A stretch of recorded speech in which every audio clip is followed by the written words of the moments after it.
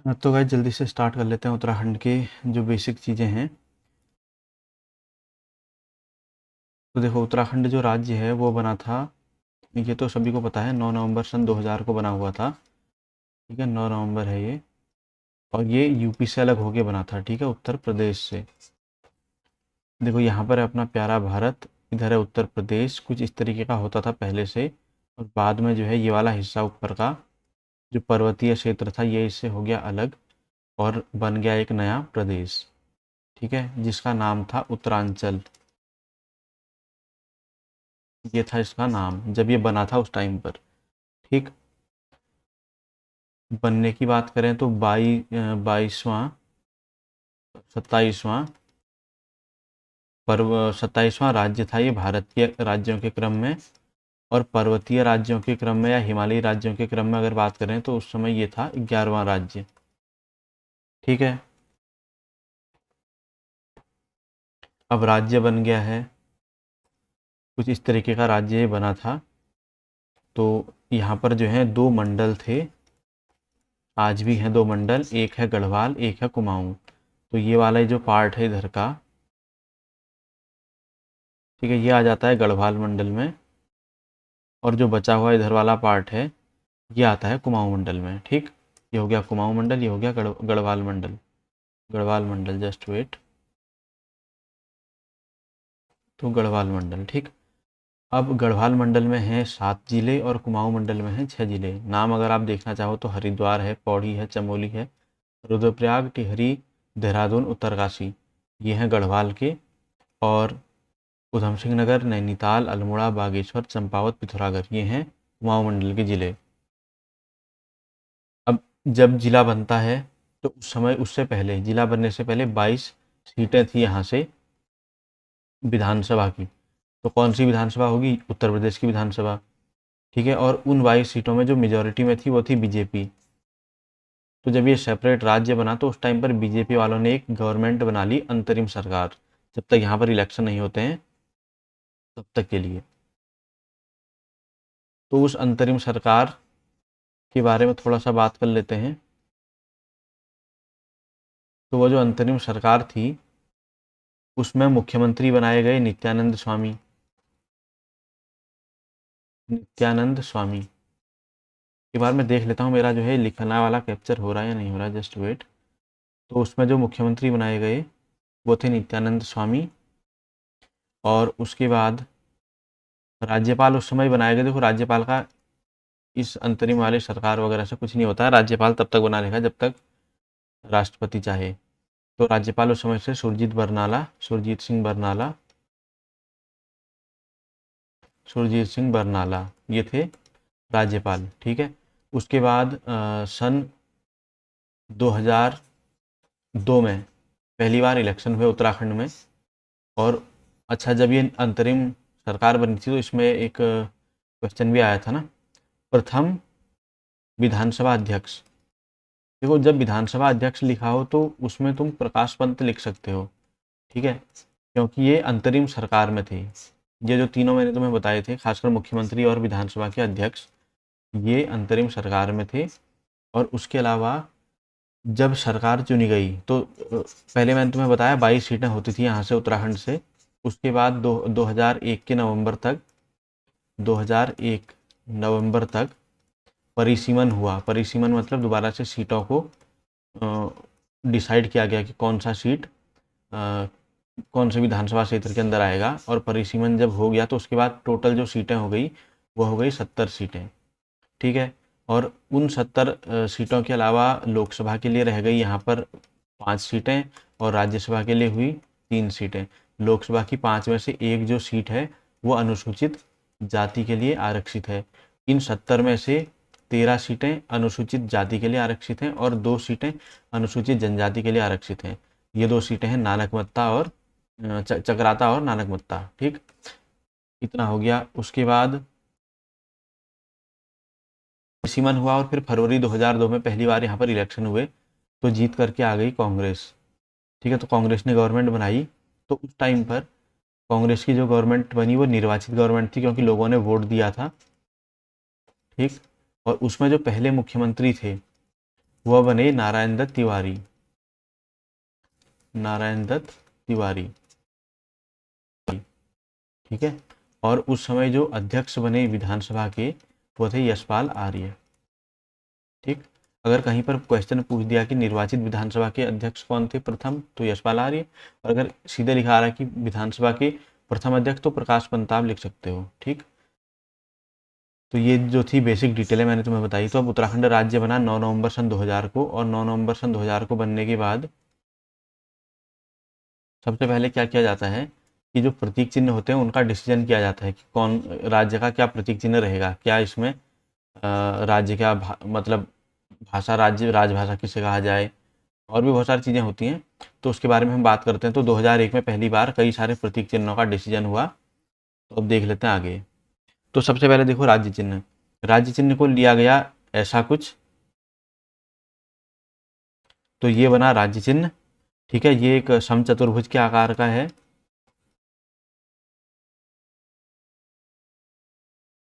ठीक। और इसमें 3 चोटियाँ हैं, पहली चोटी, दूसरी चोटी और तीसरी चोटी, ये 3 चोटियाँ शो कर रहा है। और जो बीच वाली चोटी है ये बाकी दो के कंपेयर में ऊंची है, ठीक। उसके अलावा यहाँ पर जो 4 लहरें हैं ये गंगा की लहरें हैं। साथ में यहाँ पर उत्तराखंड राज्य लिखा हुआ है, और इसके बीच में जो ऊपर चोटी है यहाँ पर अशोक की लाट है, आप देख ही सकते हो। ये अशोक की लाट सारनाथ के स्तंभ से ली गई है। और इसके नीचे लिखा रहता है सत्यमेव जयते, जो कहाँ से लिया गया है, मुंडकोपनिषद से, ठीक।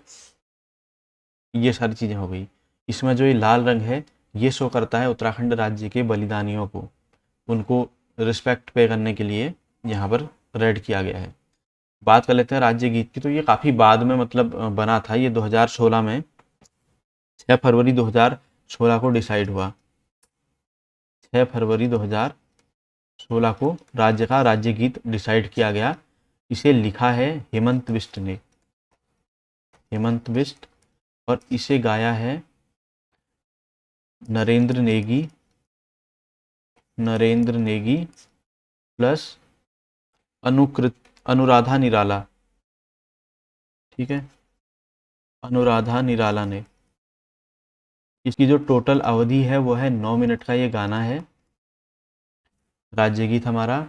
और जिस समिति ने इस गाने को सेलेक्ट किया राज्य का गीत, उस समिति के अध्यक्ष थे लक्ष्मण सिंह बटोही, लक्ष्मण सिंह बटोही, ठीक। तो ये सारी। और अब बात कर लेते हैं जो गाना क्या था, क्योंकि अब तो मैंने तुम्हें ये गाना नहीं बताया। तो गाना था उत्तराखंड देवभूमि मातृभूमि सत सत वंदन अभिनंदन।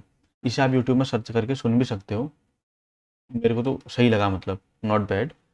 बाकी नेक्स्ट देखते हैं राज्य पशु।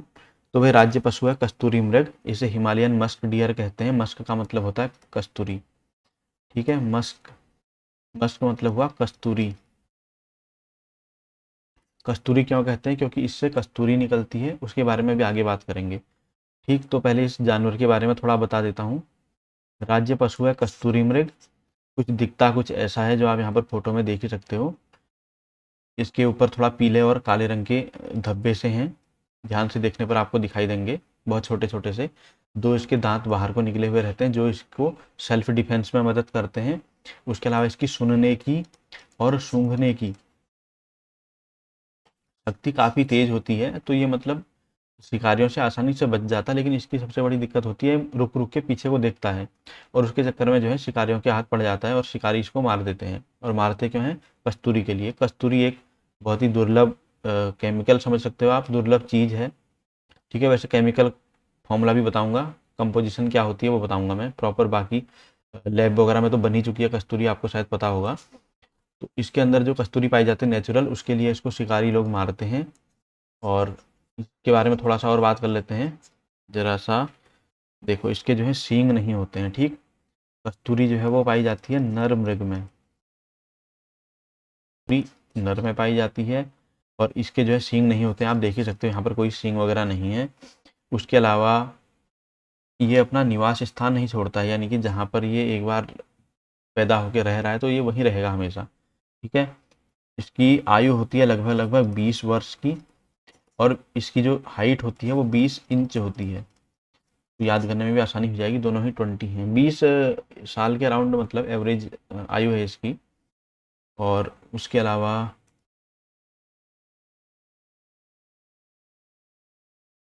अब थोड़ा सा इसके पैरों के बारे में बता देता हूँ। इसमें 4 खुर पाए जाते हैं, 4 उंगली वाले खुर, ठीक है। मतलब इसका जो पैर है उसमें 4 खुर होते हैं टोटल, इस तरीके से। यहाँ पर अभी क्लियर नहीं है, पर कुछ इस तरीके से होते हैं। साथ ही साथ इसके आगे के पैर छोटे और पीछे के पैर ऊंचे होते हैं। ये तो कोई बड़ी बात नहीं है।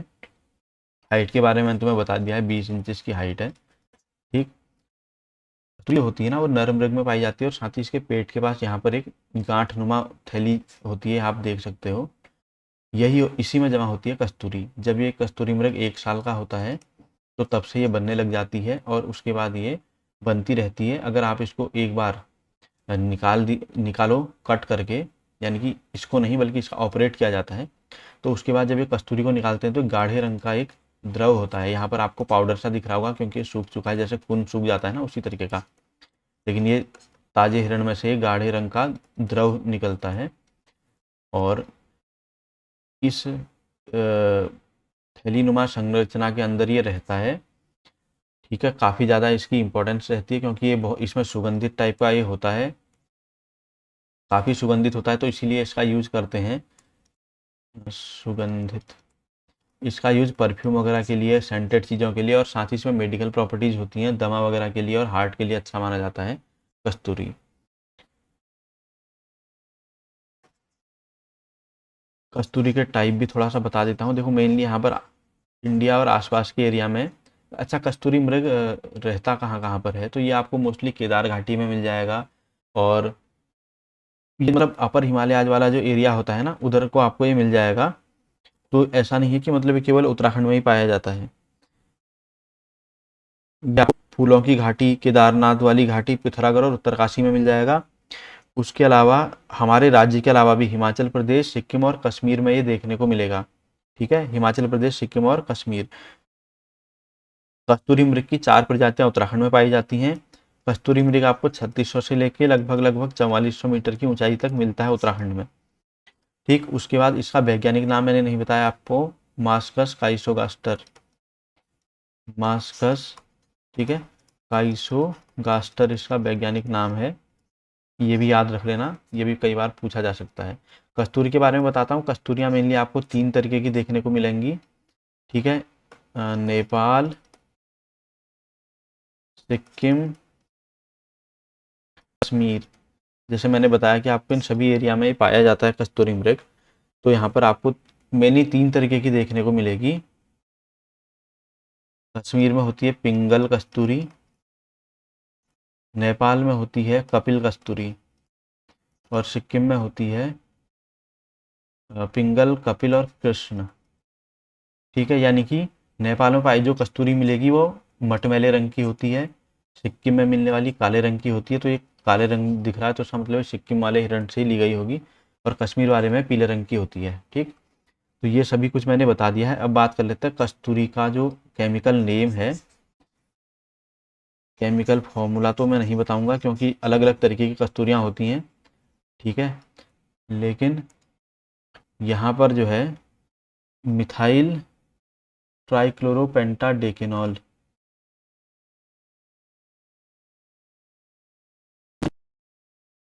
ट्राइक्लोरो, ठीक है, पेंटाडेकेनॉल, ये जो है कस्तूरी का केमिकल नेम आप कह सकते हो इसको, ये चीज़ होती है। इसका जो भोजन होता है कस्तूरी मृग का, वो होता है केदार पाती।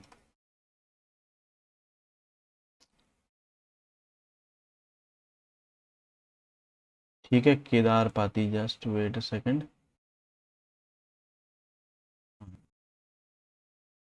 केदार पाती,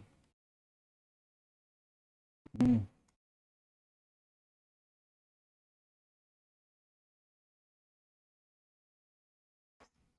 केदार पाती, ठीक। उसके बाद राज्य पुष्प की बात करते हैं। राज्य पुष्प है, अच्छा एक मैं असली चीज़ तो मैं बताना ही भूल गया गाइज, जस्ट वेट। कस्तूरी मृग, जैसे कि मैंने तुम्हें बताया, कस्तूरी काफ़ी इलाज के लिए है, साथ ही साथ बहुत अच्छी इसमें से स्मेल आती है, ठीक है। उसी के चक्कर में इसकी जो है डिमांड काफ़ी ज़्यादा रहती है, तो लोग इसका अवैध रूप से शिकार करते हैं। और ये प्रॉब्लम आज से नहीं है, ये प्रॉब्लम बहुत पहले से चलती आ रही है कस्तूरी मृग का शिकार करने की। तो क्या है कि बहुत टाइम से, मतलब 19, अब आप समझो 1972 में, फिर 1977, 1982 और 1986। ये मैं क्यों लिख रहा हूँ, क्योंकि यहाँ पर कुछ बहुत इंपॉर्टेंट काम करे हैं गवर्नमेंट ने। अभी आप देख सकते हो उत्तराखंड नहीं बना है, उस समय यूपी के ही अंदर था उत्तराखंड, तो उस समय से इनके प्रोटेक्शन के लिए चीज़ें की जा रही हैं गवर्नमेंट के द्वारा, ठीक है ना। 1972 में केदारनाथ वन्य जीव विहार के अंदर ही कस्तूरी मृग विहार स्थापित किया गया, ताकि इनका संरक्षण हो सके। फिर 1977 में क्या किया गया, महरूड़ी में कस्तूरी मृग अनुसंधान केंद्र खोला गया, ठीक है। महरूड़ी कहाँ है, बागेश्वर में है। 1982 में जो है चमोली के कांचुला खर्क में कस्तूरी मृग प्रजनन केंद्र खोला गया। और उसके अलावा 1986 में अस्कोट अभ्यारण्य की स्थापना की गई।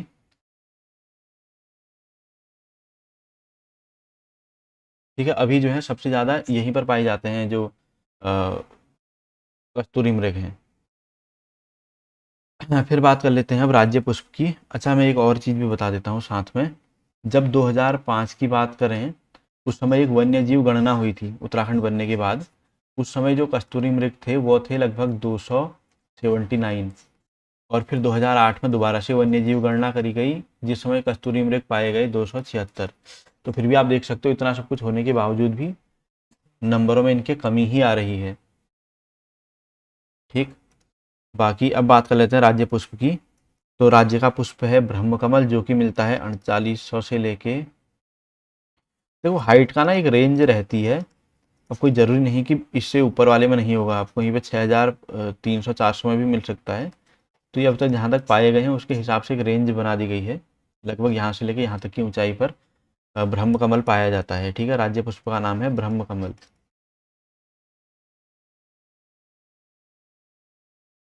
है उसमें कहा जाता है कौन पद्म,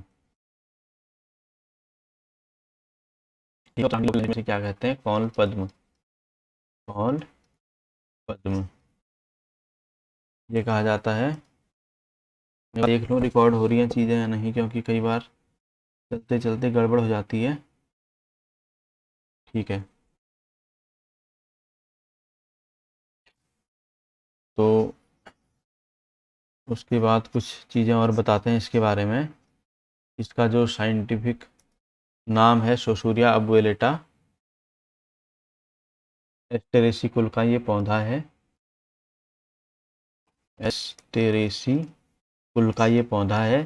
नाम है इसका सोसूरिया अबुएलेटा, सोसूरिया अबुएलेटा, ठीक है। ये इसका साइंटिफिक नाम है। उसके अलावा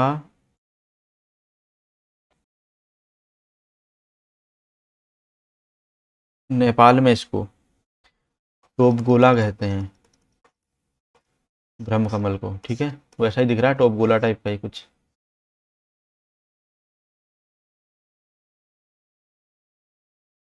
और ब्रह्म कमल जो है ये बहुतायतता में पाया जाता है, फूलों की घाटी में मिलेगा देखने के लिए, केदार घाटी में देखने के लिए मिलेगा।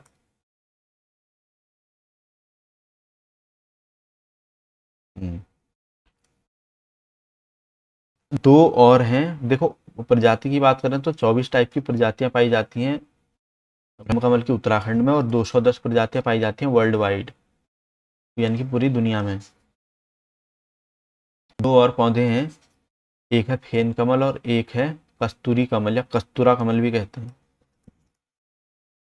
फेन कमल, दूसरा है कस्तूरा कमल, ठीक। ये दोनों भी ब्रह्म कमल के कुल के ही पौधे हैं। महाभारत में ब्रह्म कमल को कहा गया है सौगंधिक पुष्प, ये क्वेश्चन आ चुका है कई बार, सौगंधिक पुष्प। और कौन से पर्व में कहा गया है महाभारत के, तो वन पर्व में कहा गया है महाभारत के। ठीक है, कौन से में, वन पर्व में। उसके बाद बात कर लेते हैं, हिमाचल प्रदेश में इसको दूधा फूल कहते हैं। ठीक,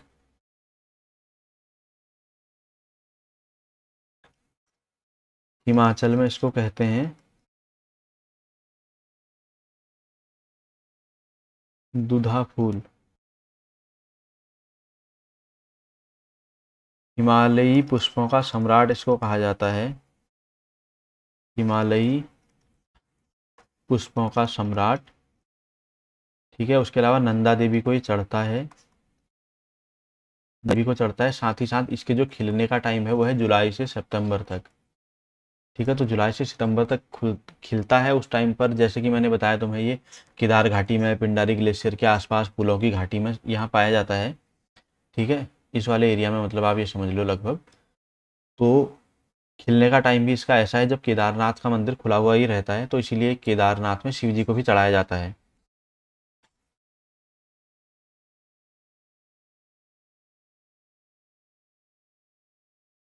चढ़ाया जाता है। ठीक, उसके अलावा कश्मीर में, क्योंकि ये सब हिमालयी एरिया है तो यहाँ भी मिलेगा ही ये, वहाँ इसको गलगल कहते हैं। और कुछ रह गया है तो देखा जाएगा, रुको। बाकी ये मैंने तुम्हें बता दिया नेपाल में क्या कहते हैं और हिमाचल में क्या कहते हैं। अब इसकी कुछ विशेषताओं के बारे में बता देता हूँ। इसका जो फूल है ये बैंगनी कलर का होता है, यहाँ पर इतना दिख नहीं रहा है पर ये हल्का फुल्का बैंगनी रंग का आपको देखने के लिए मिलेगा। इसकी जो हाइट होती है पौधे की, ये होती है 70 से लेके 80 सेंटीमीटर तक। ठीक है, एक बार में एक ही पौधा इसका, और उस एक पौधे के ऊपर एक ही फूल खिलता है। यानी कि एक बार जब इसका खिलने का टाइम आता है तो उस समय एक पौधा होगा, उस एक पौधे में सिर्फ एक ही फूल आएगा, सिंगल फूल। समझ रहे हो, जैसे ऐसा वाला फूल नहीं है कि एक बहुत सारे लग जाएं उस पौधे के ऊपर। एक पौधा होगा तो उसमें सिंगल फूल आता है, और हर एक, मतलब एक साल में सिंगल आएगा। जैसे इस बार एक पौधे में एक फूल आ चुका है तो अब अगले साल ही आएगा उसमें, ऐसा नहीं कि उसको तोड़ो तो दूसरा फूल, ऐसा नहीं होता इसमें। बाकी ये अर्धरात्रि को खिलता है, अर्धरात्रि को ये खिलता है। ठीक, इसकी जड़ों का इस्तेमाल हड्डी के रोग से संबंधित, हड्डी से संबंधित समस्याओं में किया जाता है, तो इसकी जड़ों को पीस के यूज किया जाता है। बाकी टाइम मैंने तुम्हें बता दिया है, जुलाई से सितंबर तक ये खिला रहता है। और उससे पहले मैंने तुम्हें बताया फेन कमल और कस्तूरा के बारे में, तो यहाँ पर आप देख सकते हो, ये है फेन कमल, ये है फेन कमल, फेन कमल। ठीक, और ये है, दोनों है कस्तूरा। तो ये भी ब्रह्म कमल की प्रजाति के ही पौधे हैं, तो मैंने फोटो लगा दी यहाँ पर। उसके बाद बात कर लेते हैं राज्य वृक्ष की। तो राज्य का वृक्ष जो है वो 1500 से लेके 4000, 1500 मीटर से 4000 मीटर के अराउंड पाया जाता है। इसका नाम है बुरांस।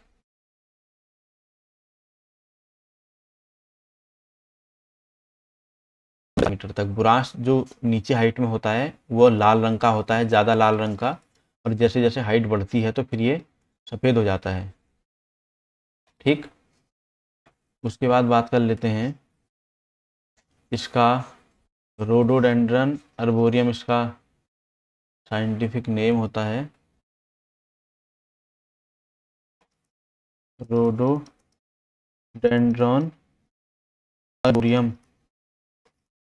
ठीक है, अभी एक बार मैं देख लेता हूँ अपनी रिकॉर्डिंग को, यह सही चलनी चाहिए, क्योंकि बहुत बार हो चुका है मेरे साथ, वीडियो जो है ना बनते बनते गड़बड़ा जाती है। ये लगभग आपको यकीन नहीं होगा, मैं 5वीं बार रिकॉर्ड कर रहा हूँ इस वीडियो को। 2-3 दिन से इसी वीडियो के पीछे काम चल रहा था, कई बार बना दिया लेकिन फिर गड़बड़ हो जाती है, कभी साउंड नहीं आ रही है, कभी जो मैं लिख रहा हूँ पेन से वो नहीं दिखाई दे रहा है।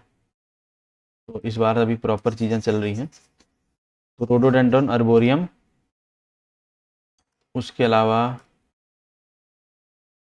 इसके बारे में बात कर लेते हैं पेड़ के बारे में। तो ये पेड़ लगभग लगभग 87 यहाँ पर इसकी प्रजातियाँ पाई जाती हैं भारत के अंदर। ठीक है, मेघालय में इसको कहते हैं 300, मेघालय 300। नेपाल का राष्ट्रीय पुष्प है। अच्छा, यहाँ पर ये राज्य का वृक्ष है बुरांश, लेकिन बुरांश का जो फूल है ये नेपाल का है राष्ट्रीय पुष्प, नेपाल का राष्ट्रीय पुष्प है। और उसके अलावा नेपाल में इसको गुरांस कहते हैं, गुरांस। ठीक हो गया।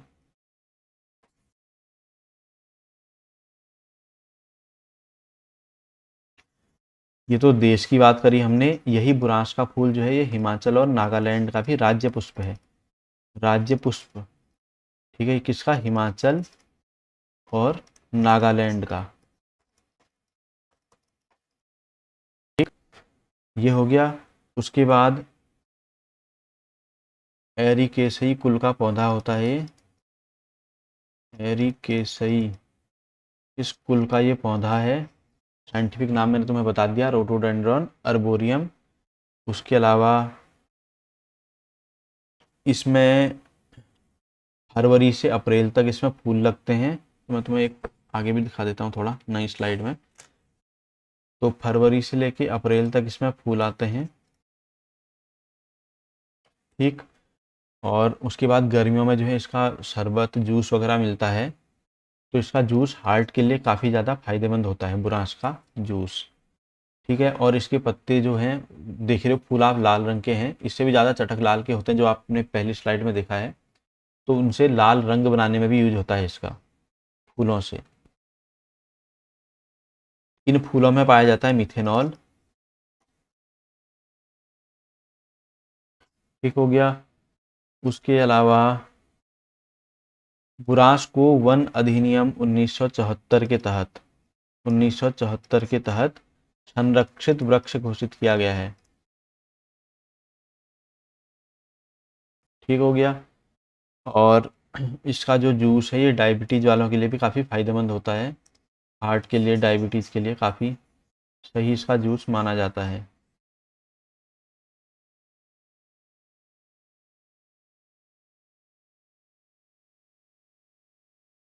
अब बात कर लेते हैं राज्य पक्षी मोनाल की। तो राज्य पक्षी हमारा मोनाल, और इन दोनों में से मोनाल कौन सा है? तो इन दोनों में से मोनाल है ये वाला। ठीक है, ये होता है मादा। इसी मोनाल का जो नर होता है उसे कहते हैं डफिया, कहते हैं डफिया। ठीक, और वो है ये। तो आप देख सकते हो इसका जो मेल वाला बर्ड है वो ज़्यादा खूबसूरत है। इसके सर में कलगी भी पाई जाती है और कलर भी काफ़ी कलरफुल टाइप का ये है। पर हमारा जो राज्य पक्षी है वो ये वाला है, मोनाल। उसके अलावा बात करते हैं इसके बारे में। तो ये जो मोनाल है ये घोंसला नहीं बनाता है, ये ऐसी पहाड़ों में ऊंचाई पर जाके अंडे वगैरह देता है। और कितनी ऊंचाई पर ये पाया जाएगा? ये 2500 से लेके 5000 मीटर तक इस ऊंचाई में लगभग लगभग देखने को मिलता है। लोफोफोरस इम्पीजेनस इसका वैज्ञानिक नाम है, लोफोफोरस इम्पीजेनस।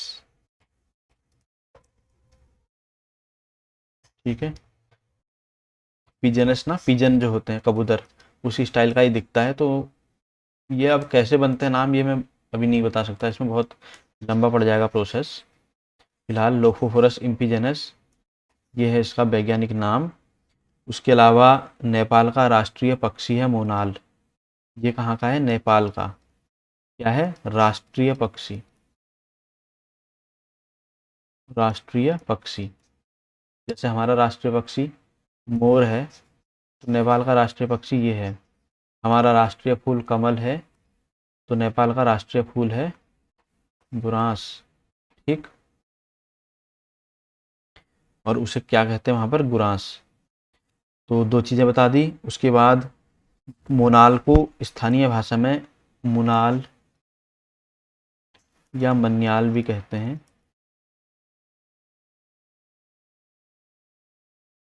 कश्मीर में इसको सुनाल कहते हैं, हिमाचल प्रदेश में नीले गुरु कहते हैं और सिक्किम में चामदोंग कहते हैं। कश्मीर में सुनाल कहते हैं, सुनाल। हिमाचल में कहते हैं नीले गुरु। सिक्किम में कहते हैं चामदोंग। ठीक है, चामदोंग।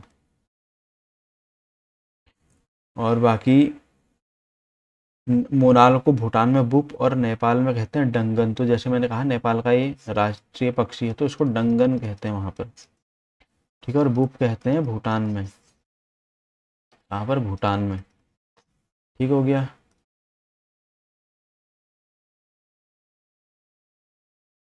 मैंने मैक्सिमम से मैक्सिमम इन्फॉर्मेशन कलेक्ट करने की कोशिश करी हुई है इसमें।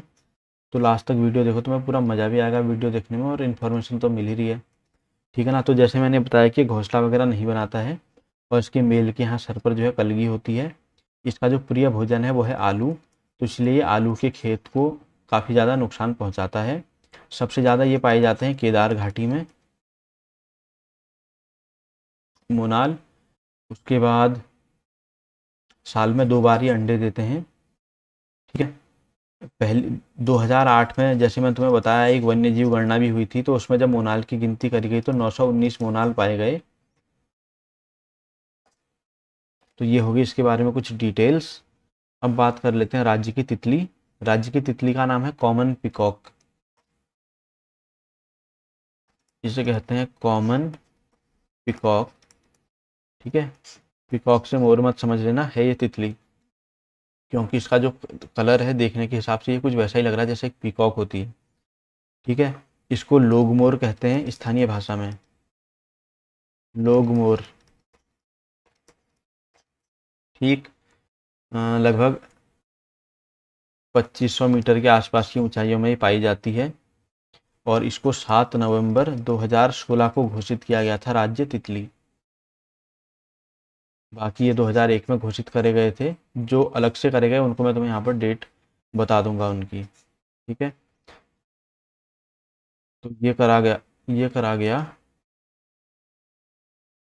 7 नवंबर 2016 को। ठीक, क्योंकि 2016 में 2011-12 की बात से कुछ और चीज़ें भी करी गई हैं घोषित, जैसे राज्य की भाषा हो गई, फुटबॉल क्रिकेट हो गई, मतलब राज्य का गेम हो गया खेल, राज्य का वाद्य हो गया, राज्य का गाना हो गया, इस तरीके से। तो कॉमन पिकॉक को घोषित किया गया। इसका वैज्ञानिक नाम पेपिलियो बाइनर। ठीक, पेपिलियो बाइनर है, ये है इसका वैज्ञानिक नाम। और 1996 में लिम्का बुक ऑफ रिकॉर्ड्स ने, लिम्का ये इंडिया की जो रिकॉर्ड्स की बुक होती है उसे कहते हैं, वर्ल्ड वाले की जो है Guinness book of world records है। तो जो लिम्का बुक है, लिम्का बुक ने इसको सबसे सुंदर तितली का खिताब दिया था, भारत की सबसे सुंदर तितली का। और ये जो तितली है, ये इसका जीवन काल 30 से 35 दिन तक होता है, बस 1 महीना मतलब। और उसके बाद ये जो है टिमरू के पेड़ पर अंडे देती है, ये जो तितली है। 2016 में देहरादून के लच्छीवाला में एक बटरफ्लाई बनाया गया, बटरफ्लाई पार्क, देहरादून के लच्छीवाला में, देहरादून के लच्छीवाला। जो भी लास्ट में वाला है ये ज़्यादातर देहरादून में ही आपको देखने को मिलेंगे। अब बात कर लेते हैं यहाँ के वाद्य यंत्र की। तो जैसा कि मैंने पहले बताया था, वाद्य यंत्र होने वाला है ढोल, और इसको घोषित किया गया 2015 की भंडारी कमेटी की सिफारिश के बाद। तो भंडारी कमेटी ने सिफारिश करी इसको वाद्य यंत्र घोषित करने की। बाकी ढोल के बारे में, ये जो इसके साइड से बजने वाला हिस्सा होता है ये बकरी की खाल होती है। ठीक हो गया। और 22 तरीके के इससे ताल बजाए जाते हैं, 22 तरीके के ताल बजाए जाते हैं। ठीक है। नौबत या निमती, निमती, फिर है रहमानी, फिर बड़ों, बड़ों। तो ये नौबत या निमती को जो है प्रातःकाल बजाया जाता है, प्रातःकाल। ठीक है, और जी लोग बजाते हैं इसको। और बढ़ौता जो है इसको मंगल कार्य से पहले बजाते हैं, कोई भी मंगल काम हो रहा हो तो उससे पहले ये वाली ताल बजती है। ढोल सागर के ज्ञाता उत्तराखंड के, उनका नाम है उत्तम दास। उनको मतलब सारी चीज़ें पता है ढोल के बारे में, उत्तम दास। ठीक है, इनको फुल नॉलेज है ढोल की, तो ढोल सागर के ज्ञाता कहते हैं इसको, ढोल सागर के ज्ञाता उत्तराखंड के। ठीक, उसके बाद बात कर लेते हैं राज्य खेल की। तो राज्य खेल जो है ये फुटबॉल, देख ही सकते हो आप यहाँ पर, ये है फुटबॉल।